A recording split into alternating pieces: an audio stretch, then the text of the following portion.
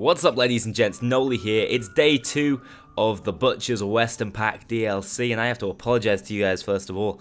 I may have misled you in one way or another. Things are quite different and quite exciting in day 2. We're finding out about all the weapons we're going to be getting, and as I said, I got a couple of my guesses wrong. The trailer didn't really give all the information, and I think I've got lots of things wrong. And that's a relief, because the stuff we've been given seems even better. So gather round, good folks, step up to my wagon of wondrous wares. Now, I apologise, I'm not going to try and do any sort of accents. I'm going to try and read this as well as I can.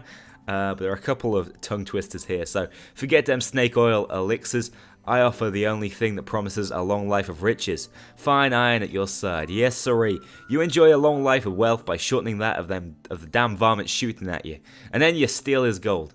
So gather round and grab this special offer, a war chest of the finest fast shooting, rootin' tootin', money making, face breaking weapons that make the West so wild. Shooters, dynamite, blades. So we have the weapons first of all. You can immediately see the repeater rifle. The repeater rifle. Can't believe I did that. Wow, I can say R's usually. The repeater rifle. So the repeater rifle is not what I thought it was. I thought it was a model 1887. Someone pointed out it could be the Winchester. No, it is in fact a repeater, very much like the one you might see in Fallout New Vegas, the Cowboy Repeater. It's got a very silly looking iron sight, but I am hugely excited this is what we got. It's going to be, I imagine, sort of a hybrid between the assault rifle and sniper class. Think the rattlesnake, I suppose, but with a little bit of extra flair on it, and I can only imagine it's going to be very fun. I feel like I'm actually relieved in the end it wasn't a shotgun. I think it's a reasonably saturated category. Some of the best weapons in the game are shotguns, and the assault rifle and sniper category definitely needed something to spice up what's going on in there. It doesn't necessarily scream out that there are any special scopes available for this thing, so you guys may be stuck with that iron sight, but I imagine you will be able to purchase a scope of some sort. And not much is given away from the mods, by the mods I should say. You want to take a look at the weapon, just give it a click. It'll give you a cleaner view of what the weapon's going to look like in game.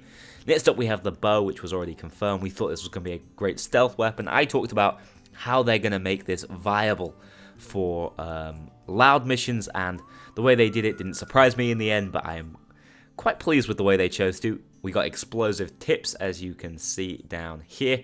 The bow looks great. It is that Western style they've gone for, no sort of carbon. But you know, we want the Western style. Everyone loves their spaghetti westerns. So the way they've chosen to do this is give you the ability to run explosive tips for loud missions, not only offering great support and crowd control ability, the ability to knock enemies down. Also, great against specials. This may be an even more powerful variant of the GL40 that requires just a little bit of additional accuracy and aim, and I can't wait to try it out. Then we have the Peacemaker 45. We did actually get a revolver. I was worried it was the Bronco, but no, we have the Peacemaker. I have a feeling we may still get a Kimbo on this thing. That would be exciting, but I can't be certain about that. But this looks very, very strong if you take a look at the clip a little further down. The mods we're getting here, as you can see, we're getting a potential grip. If you guys can tell me what's going on here, I have no idea what that is, unless it's something silly like we got from the historical pack pistol, but I have no idea. I hope it's another very powerful pistol. As it is, pistol is a very strong category, a lot of skills working around it. Can't wait to get my hands on this one as well. Now finally, Dynamite. This one I'm not too excited for in the end. It looks like it works very similarly to the grenade, almost undoubtedly replaces the grenade slot. It just seems to have a slightly different timer and roll less, potentially may throw further. We'll have to see. It can be used more for choke points, I imagine, but until we see it operating in-game, I'm not entirely positive on what sort of damage numbers we're going to hit with it. I do hope it is more of a difference than it appears originally, but anyway, the Swedish engineer Alfred Nobel discovered dynamite and its effectiveness in blasting rock, but it was drunk prospector Old Kenneth who discovered its effectiveness in blasting people. Poor Old Kenneth. Now here we talk about mods, how we're going to pick these up. You're going to get one for each of the weapons when you purchase the Butcher weapon pack. However, these are going to be available through your daily and weekly challenges. I guess they're going to take priority, but you can also, of course, get them through the standard drops as usual. I like that. I'm glad they're pushing the daily and weekly side job system. It was a great addition that I'd love there to be a little more interaction with. I just feel my main problem with it is that it just focuses around the achievements. If these were just genuine, interesting challenges, even if they were the numerical ones, you know, kill 10 shields in one day to get a nice little reward, I think it would keep drawing people back in more than these, oh, I did that achievement about 6 months ago, why do I want to do that again? So that's just a quick mention of how I'd like them to take a look at the daily and weekly side jobs. But I'm glad they're pushing it and giving that the option to unlock these pretty important modifications. Now, we have the weapon examples here. I like the bow in stealth. To make it worth something, I believe they've taken note of the fact people love using shotguns in their stealth builds. So they've given it a bit of forward propulsion, which is going to allow you to hide bodies with just a single shot. Great to see that. You can see the blast radius on the explosive rounds. Not too great, not nearly as big as the GL40, but it certainly fires a lot faster and more accurate and is going to work much better over range. We're also seeing the repeater, as I said, sort of a cross between a sniper and assault rifle, I imagine. Very good damage numbers, I wouldn't be surprised. And it looks like it's holding very steady and accurate, but of course those iron sights are they're a little bit obtrusive, so we'll see how that works out. Then we have the 45 revolver. It looks very strong. As I've already said, pistols look good, and this one's stylish as anything. You got the whole cowboy whip out animation. Already said the animations look stylish. This has to be the most stylish.